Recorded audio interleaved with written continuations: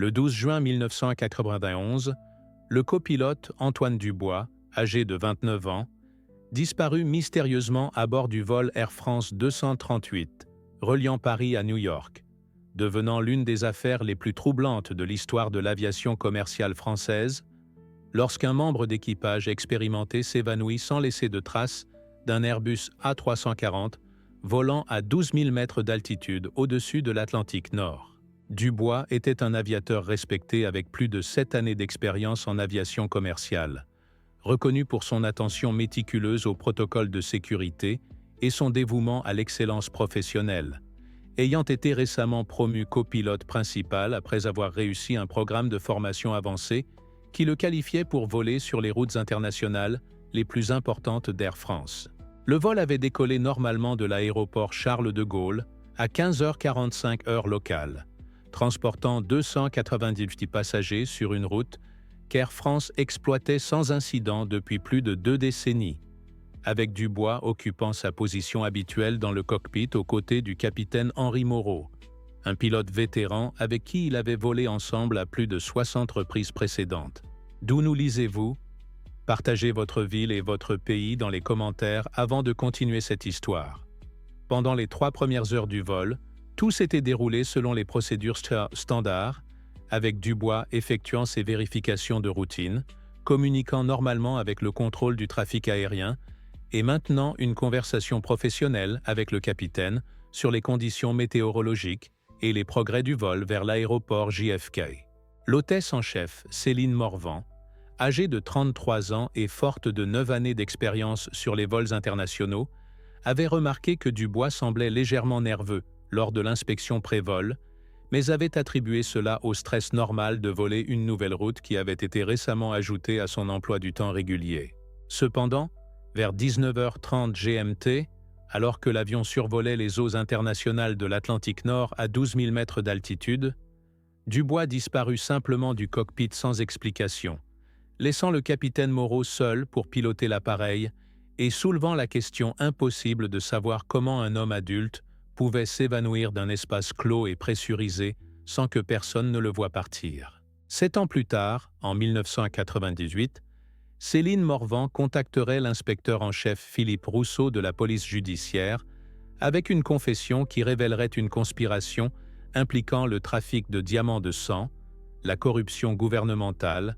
et un meurtre si soigneusement orchestré qu'il avait réussi à cacher la vérité sur le sort de Dubois pendant des années, tout en permettant aux auteurs de continuer leurs activités criminelles en toute impunité. Le vol AF-238 avait commencé comme une opération de routine,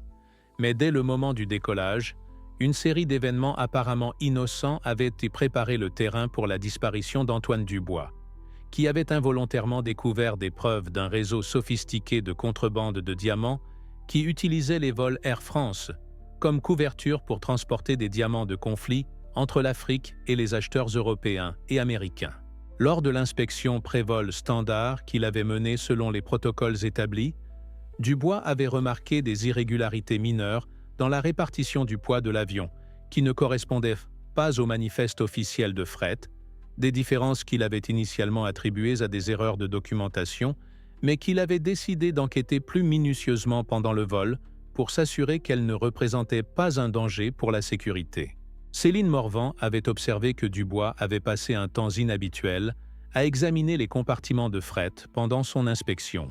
prenant des notes dans son carnet personnel et photographiant avec un petit appareil photo qu'il portait pour documenter toute irrégularité qu'il pourrait rencontrer pendant ses vols. Le capitaine Henri Moreau, qui avait été secrètement recruté par le réseau de contrebande 2 ans auparavant, quand des problèmes financiers liés à sa dépendance au jeu l'avaient rendu vulnérable au chantage,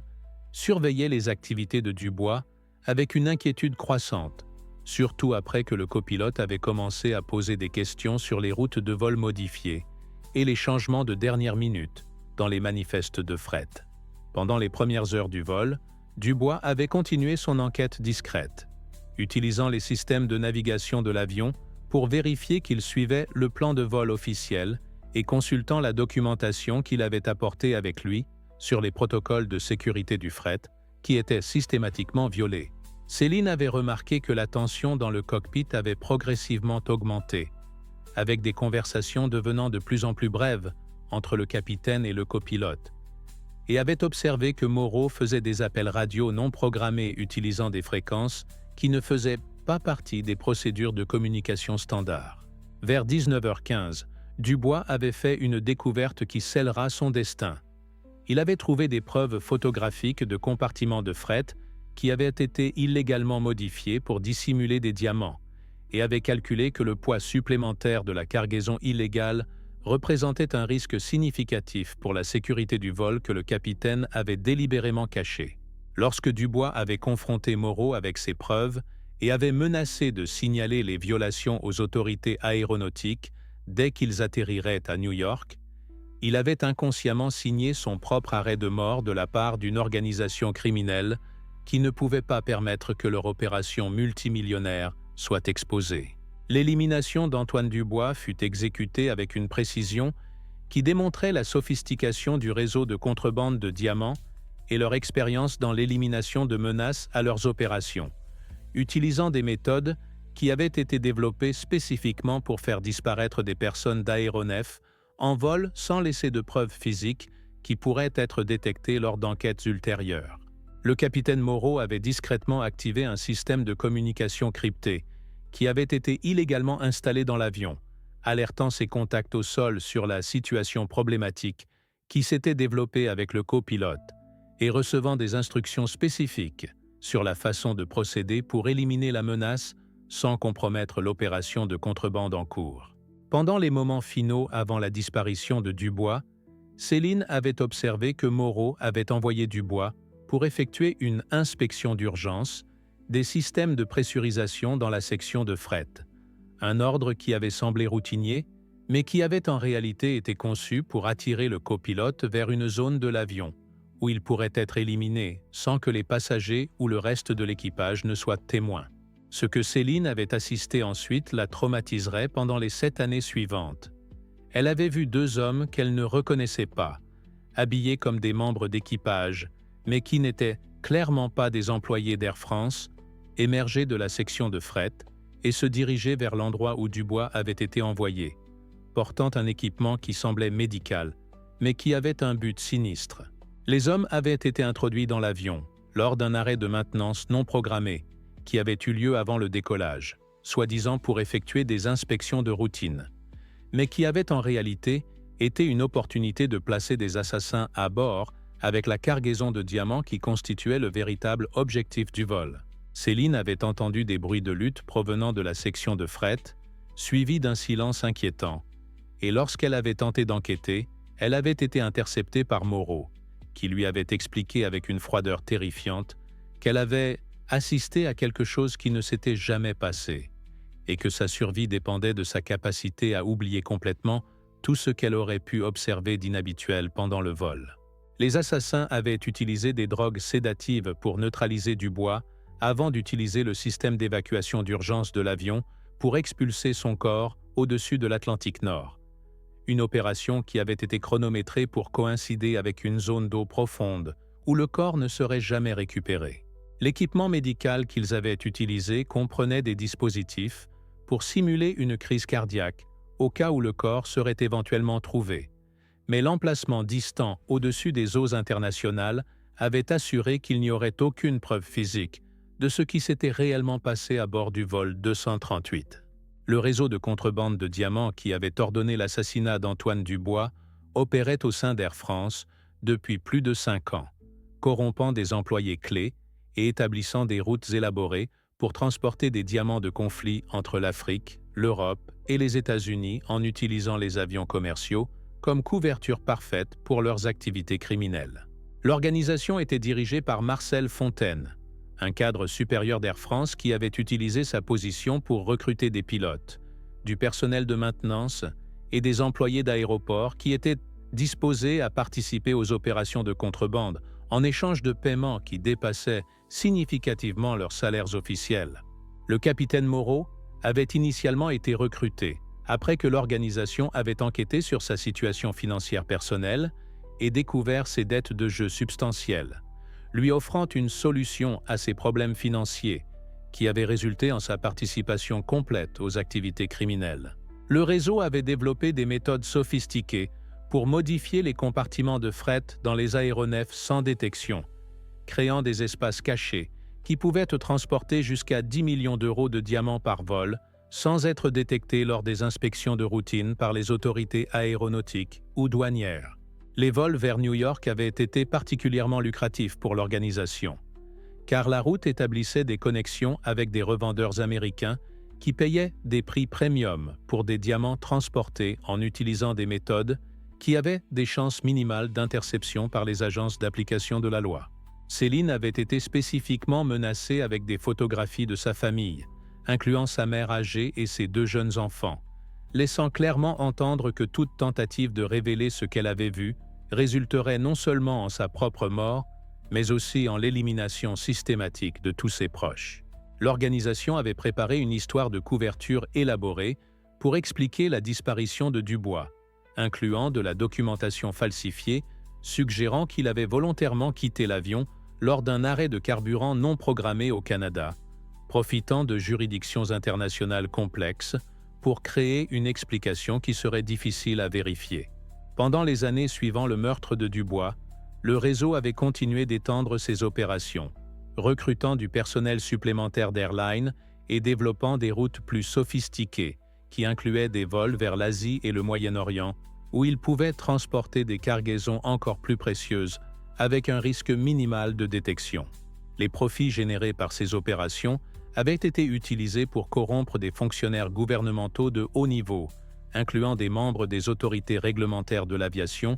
et des agents douaniers qui recevaient des paiements réguliers pour ignorer les activités suspectes ou pour fournir des informations à l'avance sur les inspections programmées. Les 7 années qui suivirent l'assassinat d'Antoine Dubois furent une période de tourment psychologique pour Céline Morvan,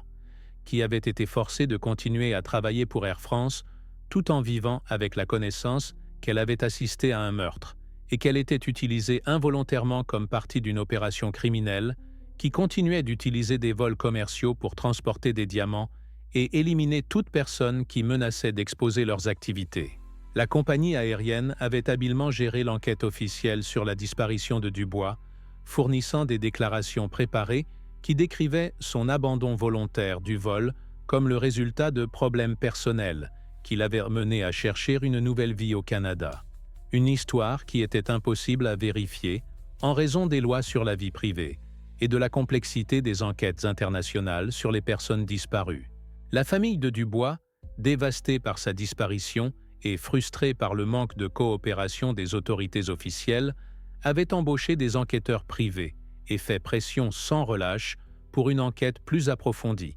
Mais leurs efforts avaient été systématiquement obstrués par des fonctionnaires corrompus qui avaient été soudoyés pour maintenir l'affaire fermée. Céline avait tenté à plusieurs reprises de trouver des moyens de révéler la vérité sans mettre sa famille en danger, incluant des tentatives anonymes de contacter des journalistes et d'envoyer des indices à des enquêteurs indépendants. Mais l'organisation criminelle avait anticipé ces efforts et avait des systèmes de surveillance qui détectaient toute activité suspecte de sa part. Pendant cette période, Céline développa de graves problèmes de santé mentale, incluant la dépression chronique, des crises d'anxiété et un trouble de stress post-traumatique, nécessitant des médicaments constants et une thérapie dont elle ne pouvait jamais pleinement bénéficier parce qu'elle ne pouvait pas révéler la véritable source de son traumatisme. Le réseau de contrebande de diamants avait continué de s'étendre pendant ces années, avec Marcel Fontaine étant promu au sein d'Air France et utilisant sa position améliorée pour recruter du personnel supplémentaire d'airline et identifier de nouvelles routes qui pourraient être exploitées pour des opérations de contrebande. Céline avait été stratégiquement maintenue sous surveillance et périodiquement rappelée des conséquences de trahir le secret par des menaces subtiles et des démonstrations de la capacité continue de l'organisation à surveiller et contrôler sa vie et celle des membres de sa famille. L'opération de contrebande avait généré des profits estimés à plus de 150 millions d'euros pendant cette période, argent qui avait été utilisé pour étendre les opérations vers de nouveaux marchés internationaux et pour corrompre des fonctionnaires gouvernementaux de niveau encore plus élevé qui fournissaient une protection politique pour les activités criminelles. Céline avait secrètement tenté de rassembler des preuves sur les opérations du réseau,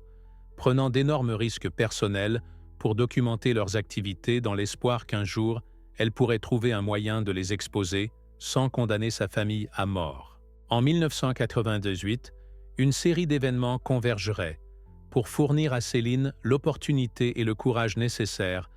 pour finalement révéler la vérité sur l'assassinat d'Antoine Dubois et exposer le vaste réseau de contrebande de diamants qui avait opéré impunément pendant des années au sein de l'industrie de l'aviation commerciale française. L'inspecteur en chef Philippe Rousseau de la police judiciaire, qui avait été assigné à une nouvelle unité spécialisée dans l'enquête sur les irrégularités dans les compagnies aériennes commerciales, avait développé des soupçons sur des patterns inhabituels dans les opérations d'Air France après avoir analysé des données de vol qui montraient de fréquentes déviations des routes standards et des changements de dernière minute dans les manifestes de fret.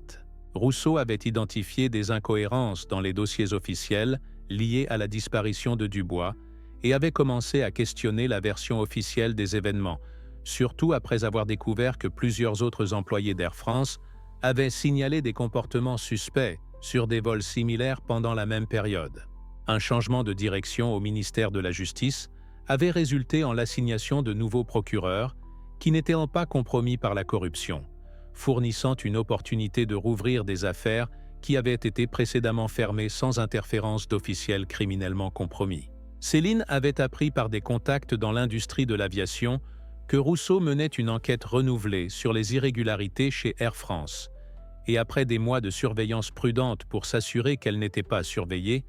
elle avait réussi à établir un contact secret avec l'inspecteur. La rencontre initiale entre Céline et Rousseau eut lieu dans une librairie discrète du quartier latin à Paris, où Céline trouva finalement le courage de révéler les détails complets de l'assassinat de Dubois et l'opération de contrebande de diamants qu'elle avait été forcée de protéger pendant 7 ans. Rousseau reconnut immédiatement l'importance de la confession de Céline et travailla avec elle pour développer un plan qui permettrait de rassembler des preuves supplémentaires tout en protégeant sa sécurité et celle de sa famille contre les représailles du réseau criminel. Céline fournit à Rousseau de la documentation qu'elle avait secrètement compilée pendant des années, incluant des horaires de vol qui corrélaient avec les activités de contrebande, des enregistrements de conversations qu'elle avait clandestinement obtenus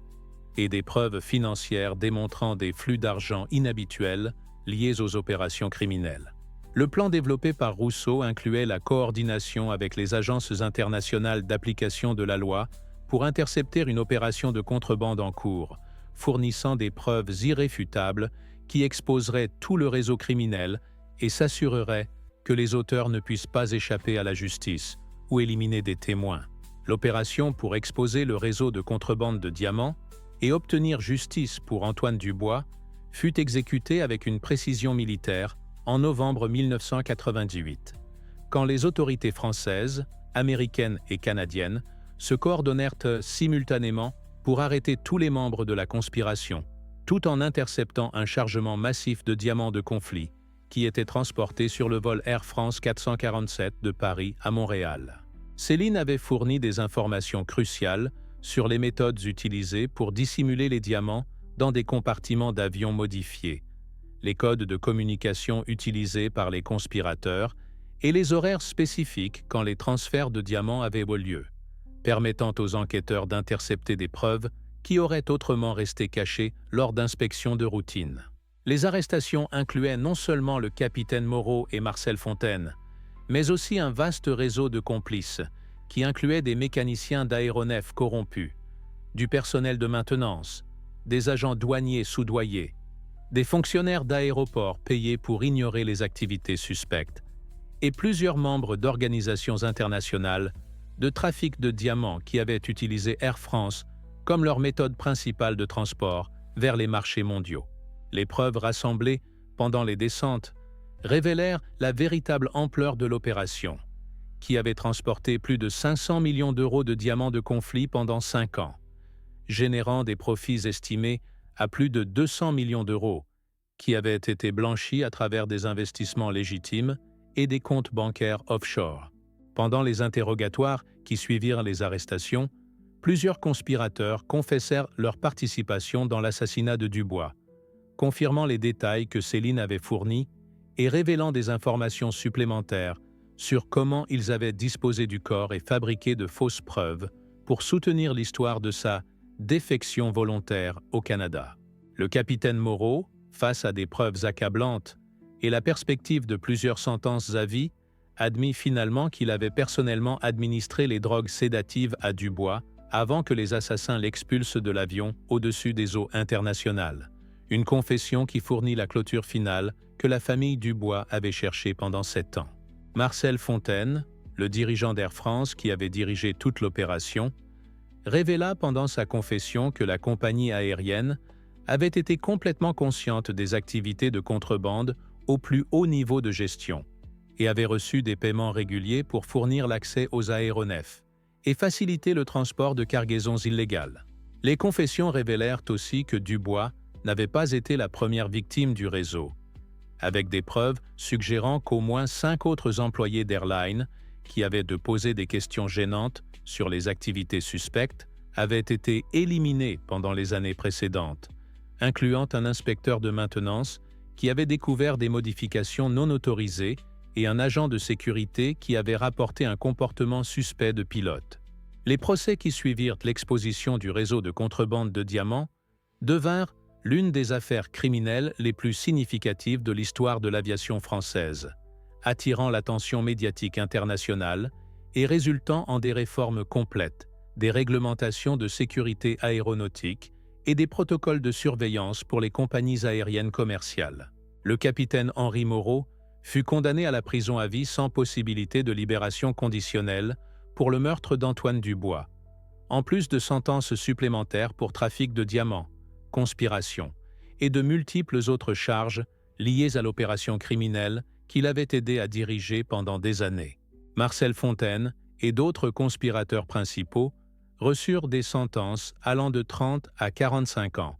selon leur niveau d'implication dans les crimes et leur coopération avec les autorités pendant l'enquête. Air France fut condamné à une amende de 75 millions d'euros et eut temporairement sa licence révoquée pour certaines routes internationales,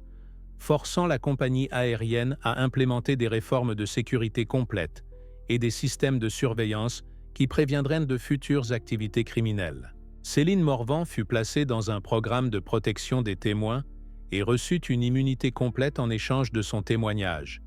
Mais plus important,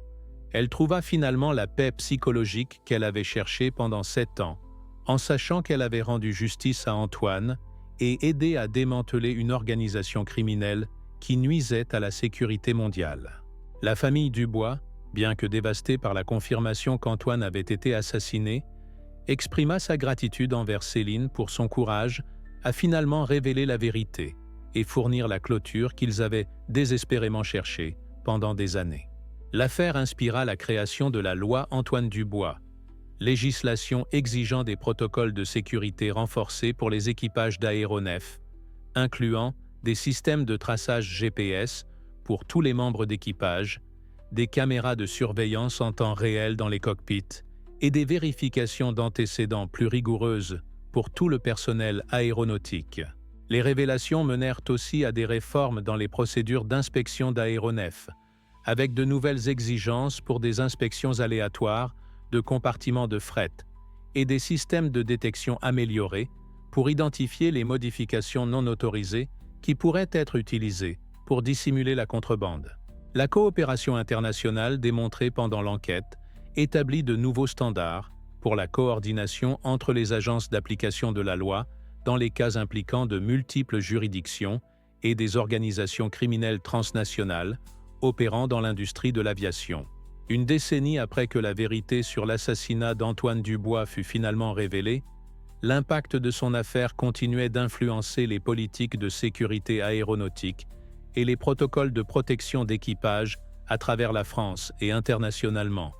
tandis que la mémoire d'Antoine servait de rappel puissant des dangers affrontés par les professionnels de l'aviation quand ils s'opposent à la corruption et au crime organisé. Céline Morvan avait trouvé une nouvelle carrière comme consultante en sécurité aéronautique, travaillant avec des organisations internationales pour développer de meilleurs protocoles pour protéger les équipages d'aéronefs et des systèmes de soutien pour les employés d'airlines qui pourraient être témoins d'activités criminelles sur leur lieu de travail. L'affaire avait inspiré des réformes législatives dans de multiples pays européens, établissant des standards internationaux pour la surveillance des opérations d'airlines et créant des mécanismes légaux pour protéger les employés qui rapportent des activités criminelles dans l'industrie de l'aviation. La Fondation Antoine Dubois, établie par sa famille utilisant la compensation légale de l'affaire, était devenue une organisation leader dans la promotion de la sécurité aéronautique et la lutte contre la corruption dans le transport aérien, fournissant des ressources éducatives, des systèmes de traçage avancés et des services de soutien pour les familles d'employés d'airlines qui avaient été victimes de crimes liés au travail. Les procédures d'enquête développées pendant l'affaire avaient été adoptées par les agences d'application de la loi internationalement, créant des protocoles standardisés pour enquêter sur les affaires, impliquant de la corruption dans l'industrie du transport aérien et des réseaux criminels opérant à travers de multiples juridictions. Les techniques de protection des témoins utilisées pour protéger Céline avaient établi de nouveaux standards pour sauvegarder les individus qui risquent leur vie pour exposer des organisations criminelles puissantes, fournissant des modèles qui ont été implémentés dans des affaires similaires à travers la France et l'Europe. L'histoire d'Antoine avait été racontée dans de multiples documentaires, livres et programmes éducatifs qui enseignent l'importance de l'intégrité dans l'aviation, la protection des témoins et le besoin de vigilance constante pour empêcher les organisations criminelles d'exploiter les systèmes de transport commercial. Les systèmes de surveillance développés en réponse à l'affaire avaient évolué vers des technologies avancées, utilisant l'intelligence artificielle et l'analyse de patterns pour détecter les activités suspectes dans les aéroports et aéronefs, fournissant des outils qui ont été instrumentaux dans la prévention de multiples tentatives de contrebande et autres crimes dans l'industrie de l'aviation française. Le mémorial établi en l'honneur d'Antoine à l'aéroport Charles de Gaulle était devenu un symbole de la lutte contre la corruption dans l'industrie de l'aviation et un rappel que la vérité prévaut toujours, peu importe le temps que cela prend ou combien puissants sont ceux qui tentent de la cacher. Aujourd'hui, plus de 3 décennies après qu'Antoine Dubois ait perdu sa vie en défendant l'intégrité dans l'aviation commerciale, son héritage vit dans chaque protocole de sécurité qui protège les équipages d'aéronefs, chaque système de vérification qui empêche les criminels d'accéder aux avions commerciaux, et chaque mécanisme de protection qui permet aux témoins courageux comme Céline Morvan de révéler la vérité sans crainte de représailles mortelles. Les technologies avancées inspirées par son affaire ont évolué vers des systèmes de sécurité complets qui combinent surveillance biométrique, traçage en temps réel et analyse prédictive pour identifier et prévenir les activités criminelles avant qu'elles puissent nuire aux professionnels de l'aviation ou compromettre la sécurité des vols commerciaux. L'industrie de l'aviation française, autrefois vulnérable à l'exploitation par les réseaux criminels due à des réglementations inadéquates et une surveillance insuffisante, opère maintenant sous certains des protocoles de sécurité les plus rigoureux du monde, avec des systèmes de vérification, des procédures d'inspection et des programmes de formation qui ont été développés spécifiquement pour empêcher d'autres professionnels comme Antoine de subir le destin qui lui fut imposé par son engagement envers l'honnêteté et la sécurité. La famille d'Antoine, bien que marquée à jamais par la perte dévastatrice de leur être cher, avait trouvé un but et une guérison à travers leur travail infatigable pour protéger d'autres professionnels de l'aviation, transformant leur tragédie personnelle en une force puissante pour le changement positif qui a sauvé d'innombrables vies et honoré la mémoire d'un homme qui mourut en défendant les principes les plus élevés de la profession aéronautique. Les protocoles de protection des témoins développés en réponse à l'affaire ont été adoptés internationalement, créant un réseau global de sauvegarde qui protège les individus courageux, qui risquent tout pour exposer la vérité sur les organisations criminelles puissantes, opérant dans les ombres d'industries respectables. Sa photographie, prise pendant des jours plus heureux quand il souriait fièrement en se préparant pour un autre vol, est affichée dans le mémorial comme rappel qu'il était un professionnel réel avec des rêves, des espoirs et une famille qu'il aimait profondément. pas simplement une victime de la cupidité criminelle, mais un individu dont la vie avait une valeur profonde et dont la mort inspira des changements fondamentaux qui ont bénéficié à d'innombrables autres professionnels de l'aviation, dans le monde entier. L'histoire d'Antoine continue d'être racontée dans les écoles d'aviation, les programmes de formation des compagnies aériennes et les centres d'éducation publique qui enseignent aux nouvelles générations l'importance de l'intégrité,